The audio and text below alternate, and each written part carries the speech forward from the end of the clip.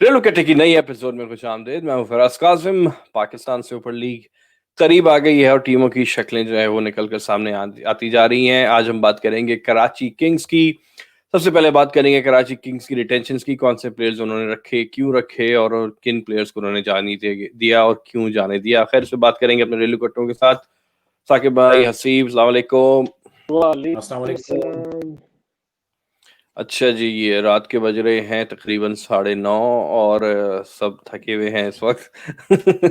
तो बहरहाल साकिब भाई, सबसे पहले ये बताएं, आप अपनी कराची पे जाने से पहले मैं आपसे वो लाहौर से खुश हैं आप?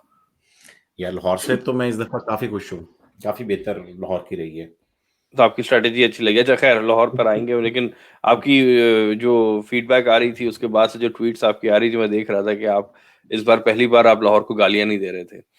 तो यार अभी समीन मराना साहब का इंटरव्यू भी हम लेने वाले हैं, तो उसमें ज्यादा चीजें रिवील करेंगे।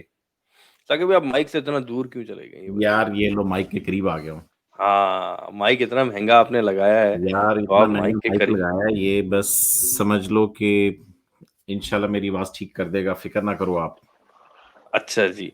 अच्छा भाई, तो मैं स्क्रीन पे लगाने लगा हूँ कराची की रिटेंशन। हमारी शक्लें थोड़ी सी गायब हो जाएंगी, आसिफ तो बिल्कुल गायब हो गया, लेकिन रिटेंशन नजर आ रही हैं। बाबर आजम, मोहम्मद आमिर, कॉलिन इंग्रम, इमाद वसीम, आमिर यामीन, शर्जील खान, वकास मकसूद और अरशद इकबाल।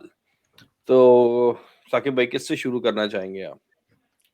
यार सबसे पहले तो आप बताएं कि आप कराची किंग्स के फैन हैं सबसे बड़े हम तीनों में। तो आप बताएं कि आप अपनी रिटेंशन से खुश थे। आपके ख्याल में क्या कोई गलती हुई या नहीं हुई, और मतलब कि यार, एक मुझे मुझे बताइए। जो अफसोस था वो एलेक्स हेल्स का था। हाँ। मुझे, क्योंकि मैंने पहले भी ये बात की थी, एलेक्स हेल्स मुझे पर्सनली काफी काफी पसंद है और कराची की एक उसमें वो डायनामिक में फिट बैठ रहा था। थोड़ा सा इतना ज्यादा नहीं चला था वो, और फाइनल में भी आई थिंक गोल्डन डक पे आउट हो गया था वो। लेकिन एलेक्स हेल्स वो आजकल वो जो है ना, वो बिल्कुल फ्रेंचाइज प्लेयर बन चुका है वो। और वो घाट घाट का पानी पी रहा है हर जगह क्योंकि वो ये कोकेन के फाइनल चक्कर में गोल्डन डक तो नहीं थी, वो जो दिलबर ने बोल्ड किया था, मेरे ख्याल में 4-5 रन होंगे उसके, थोड़े बहुत थे मेरे ख्याल में। शायद। नहीं, आई डोंट नो, लेकिन उसने रन सच नहीं किए थे। आप ज्यादा नहीं किए थे, क्योंकि उसके बारे में ट्वीट मेरे ख्याल में मजहर अरशद ने भी ट्वीट कर दी थी कि फाइनल्स में कभी स्कोर नहीं करता। हाँ, वो ऐसे ही प्रेशर में आके बेचारा खुद ही आउट हो गया। अच्छा है तो वो कुछ उसके साथ जिंक्स कह लें कि वो फाइनल में आके परफॉर्म नहीं ये करता या, था, या प्लेऑफ। ब्लास्ट के फाइनल में गोल्डन डक पे आउट हुआ था, I think. I may be हाँ, रॉन्ग, ये या मैं कह रहा हूँ कि मेरे ख्याल में 8-10 रन किए थे इसने पीएसएल के फाइनल में। हाँ, पीएसएल में कुछ किए थे। नहीं, पीएसएल में ठीक ठाक रन किए थे उसने। हाँ, इतने ज्यादा नहीं, जल्दी आउट नहीं हुआ था। बट समित पटेल एनीवेज, को उसने रिगार्डलेस, अगर चले कहते हैं कि फाइनल में नहीं करता भाई, लेकिन फाइनल तक आपको लेके तो जाता है ना। हाँ बिल्कुल। हाँ, नहीं, हम्म। समित पटेल को मारे थे ना उसने बैट बैठ के, याद नहीं फाइनल में? नहीं, मुश्किल ही है, क्योंकि मेरा नहीं ख्याल ज्यादा, मेरे ख्याल में 8-10 रन ही होंगे, इससे ज्यादा नहीं होंगे। उससे पिछले मैच में मारे होंगे। एनीवेज, अच्छा खैर जाने दे वो बेचारा चेक वो कर गया। लेते खैर हैं, अभी चेक करके बता देते हैं। उसके जाने आगे का बढ़। अफसोस था मुझे, लेकिन अच्छा, सबसे happiest about obviously Babar and Amir. वो जो आपका एक बॉलिंग का स्पीयर हेड और एक बैटिंग का spearhead. Obviously Babar Babar के बारे में तो खैर कुछ कहने की जरूरत ही नहीं है। और जिस तरह वो T20 का नंबर 1 बैट्समैन रहा है, नहीं वो कराची को एंकर बन के पूरी हर चेज हो कुछ हो उसमें, Babar basically is leading the way. Amir का again now, Amir has become a franchise specialist. उसने रिटायरमेंट दे दी है, तो आमिर की भी फुल डेडिकेशन T20 लीग्स में ही होगी। और उसने आज भी, मैं उसका सुन रहा था, कल सुन रहा था, तो वो कह रहा था कि अब मेरे पास 4-5 साल बचे हैं क्रिकेट में, तो मैं अपनी सारी जान जो है इसी में मार रहा हूँ। तो Karachi obviously he is very dedicated to Karachi, so glad about Amir. Ingram, मुझे वो ये भी Ingram again one of those players जो कि फ्रेंचाइज स्पेशलिस्ट बन चुके T20। He is doing very well, decently well in Big Bash as well. So खैर, बाकी प्लेयर्स की बात बाद में करेंगे। तो overall I am pretty happy. अच्छा, overall you are pretty happy. अच्छा, एक तो ये कि यार इसमें हेल्स और इंग्रम की जो ट्रेड हुई थी, उसमें आपको याद होगा कि इन्होंने इस्लामाबाद से डायमंड की पहली पिक भी ले ली थी। एक it was not a simple trade. इन्होंने साथ में उनसे पहली पिक भी ली थी। अब बात यह कि इंग्रम कराची से खेले हुए थे पहले सीजन्स, और हेल्स हमेशा से खेला हुआ था इस्लामाबाद से। तो एक तो इन्होंने वो वटा सट्टा कर लिया कि अपनी अपनी टीम से वापस चले गए, मगर साथ में कराची ने उनसे पहली डायमंड की पिक भी ले ली। तो डायमंड की जब पहले राउंड की दोनों पिक्स इनके पास थी, तो जिसका फायदा वो उठाना चाह रहे थे, तो उसमें उन्होंने नबी और डैन क्रिश्चियन को उठाया था।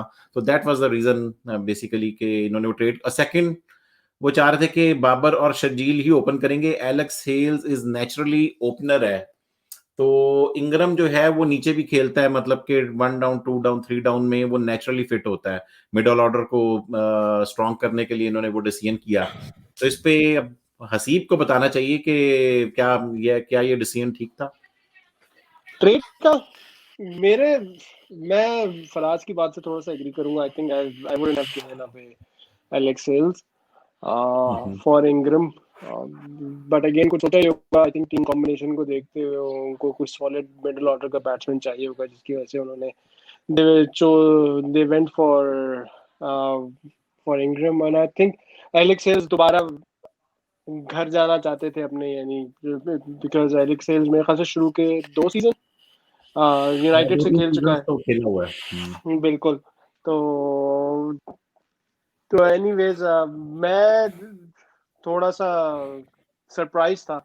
मैं जब अनाउंस हुआ था तो थोड़ा मेरा ख्याल था दिल गो फॉर रिजवान, और रिजवान की जगह करा ये लोग वहां से किसी डायमंड प्लेयर को उठा लेंगे। But it was quite surprising जब इंग्रम का और एलेक्स हेल्स का नाम अनाउंस हुआ। इंग्रम अगेन इतनी बुरी भी पिक नहीं है, क्योंकि इंग्रम ने पहले परफॉर्म किया हुआ है कराची से। आई थिंक कराची से ही पहले खेल चुके हैं। तो दोबारा कराची में ही वापस आएंगे, और he's performed in PSL, तो not a bad choice, but I would have, अगर मैं होता तो I would have still continued with Alex Hales। कोई अच्छा, इसमें एक और भी चीज हुई फिर रिटेंशंस में। चले आगे बढ़ते हैं। आप दोनों ने एक चीज नोट की होगी कि इन्होंने अपने कैप्टन इमाद वसीम को रेलीगेट करवाया है, और जब एक कोई टीम रेलीगेट करवाती है तो उसमें बहुत बड़ा रिस्क अज्यूम करती है कि कोई भी टीम उसको बिड आउट करके प्लैटिनम में उठा सकती थी। तो इन्होंने वो रिस्क लिया और इन्होंने इमाद वसीम को प्लैटिनम से रेलीगेट करवाया डायमंड में, कैप्टन को। आपका क्या ख्याल है इसमें, क्या ऐसा रिस्क लेना चाहिए था? बहुत बड़ा रिस्क था, बल्कि मैं वाज सरप्राइज कि किसी और ने क्यों नहीं उठाया। बाय द वे, इन रिटेंशंस में 3 टीम्स ऐसी हैं, मुल्तान और लाहौर भी, जिन्होंने अपने कैप्टन्स को रेलीगेट करवाया है। ये रिस्क उन्होंने इन तीनों ने, कराची, मुल्तान और लाहौर, इन तीनों ये रिस्क लिया है। बिल्कुल। इट वाज क्वाइट सरप्राइजिंग, लेकिन अगर आप देखें तो I think it was a calculated risk. Mostly सिर्फ एक टीम थी जिसको चाहिए था प्लैटिनम में लोकल प्लेयर, और वो था, और उसका पहले से डिसाइडेड था कि उसने किसको लेना है। दैट वाज इस्लामाबाद यूनाइटेड, और उन्होंने हसन अली को पिक करना था। आई थिंक वो ओपन सीक्रेट था। तो उसके अलावा जितनी भी टीम्स थी उनको करना। कोयटा की 2 रहती थी, कोयटा की 2 रहती थी, लेकिन कोयटा को तो दोनों फॉरेन चाहिए थे, क्योंकि उनकी बाकी अगर आप देखें तो डायमंड में उनके पास वो पिक नहीं कर सकते थे, और गोल्ड में उनको एक लोकल उन्होंने उठा लिया शनिवारी। तो फिर ये होता है कि वो एक लोकल प्लैटिनम में लेते, और एक इंटरनेशनल लेते प्लैटिनम में, और फिर गोल्ड में उनको दोबारा इंटरनेशनल कर सकेंगे। तो कोयटा का थोड़ा सा चांस था, बाकी किसी और का चांस नहीं था इतना। अच्छा, कोयटा के पास नवाज ऑलरेडी थे।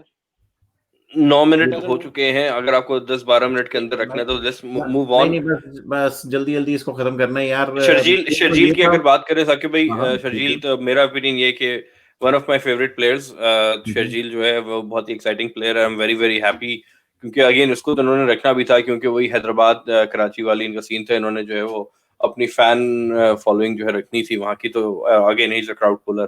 क्राउड अगर होगा उसमें तो क्राउड तो वैसे भी नहीं होगा। तो एनीवेज, उसके अलावा Amir Yamin is a good utility player. अभी आमिर यामीन से I was very impressed in the domestic T20 cup. उसमें मैंने पहली बार उसको बल्ले से परफॉर्म करते हुए देखा। आई नेवर एक्चुअली थॉट कि वो इतना केपेबल है with the bat.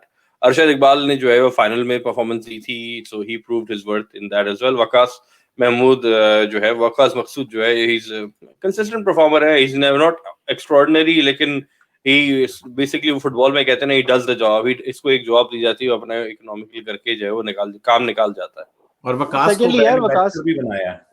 Brand ambassador भी बनाया, और वकास का ये क्या है, नई बॉल से ही स्विंग्स बोथ वेज, तो बहुत ही अच्छा, यानी न्यू बॉल बॉलर बहुत अच्छा है। नेशनल T20 कप में भी जब ये आया था मिड सीजन, मिड टूर्नामेंट में, अगेन सेकंड 11 से खेल रहा था, फिर इवेंचुअली उनको रियलाइज हुआ कि नहीं भाई, he can do better in the first 11, तो वो जब सेकंड 11 का टूर्नामेंट खत्म हुआ तो फिर फर्स्ट 11 से खेला, and he bowled really well, specially against Sindh. उसने एक मैच सिंगल हैंडेडली जिताया था, तो I am still happy with him कि वो है। नोटिसेबल ओमिशन की बात कर लेते हैं, मेरे ख्याल से आई थिंक कराची के पास एक प्लेयर रखने का और रूम था, but they chose not to, और आई थिंक जो नोटिसेबल इमोशंस उनमें से आपको नजर आती हैं, तो वो एक तो रिजवान है और दूसरा इफ्तिखार। रिजवान का ऑफ कोर्स पता था कि they will probably let go of him, but the only thing to my surprise was कि अगर आपका इरादा नहीं था कोई लोकल कीपर पिक करने का, तो you should have retain Rizwan, और नहीं करना था तो at least I think Iftikhar wasn't a bad choice in their middle order as well, so I was a bit surprise कि इफ्तिखार को क्यों नहीं रिटेन किया, रिजवान को रिटेन ना करना समझ आता था, फैसल मिर्जा ने जो एक्सप्लेनेशन दी है, उसने कहा है कि हम चाहते थे कि रिजवान किसी ऐसी टीम में जाए जहां पर वो खेले भी, क्योंकि हमारे पास आता तो फिर बेंच होना था उसने। बिल्कुल। अच्छा जी, चलिए, ये थी कराची की रिटेंशन, हमने इस पर नजर डाली ब्रीफली, और overall I think decent retentions, and उन्होंने टीम के जो कोर है उसको बरकरार रखा है, तो चैंपियंस हैं, तो इस वैसे नोटिसेबल ओमिशंस में आप उमर खान भूल गए अगेन। सही किया मेरे ख्याल में, क्योंकि उसकी भी बारी नहीं आनी थी, एक left arm spinner Imad Wasim पहले ही था, तो उमर खान का भी और मुश्किल हमने था। अपनी उसमें जो लिस्ट भी बनाई थी, उसमें मेरी लिस्ट में उमर खान नहीं थे, मेरे ख्याल से आपकी लिस्ट में भी उमर खान नहीं थे बिल्कुल। वो उसमें इमाद वसीम के होते हुए यार कोई वजह फिर उसकी बनती नहीं है कि अगर इमर्जिंग में भी नहीं है तो फिर मुश्किल है। ठीक है जी, बाकी भाई इसको यहाँ पे खत्म करते हैं। चलिए जी, अब हम लोग इसके बाद एक और शो करेंगे जो कि होगा कराची की ड्राफ्ट के ऊपर। तो anyways, thank you for watching, आपसे मुलाकात होगी अगले शो में।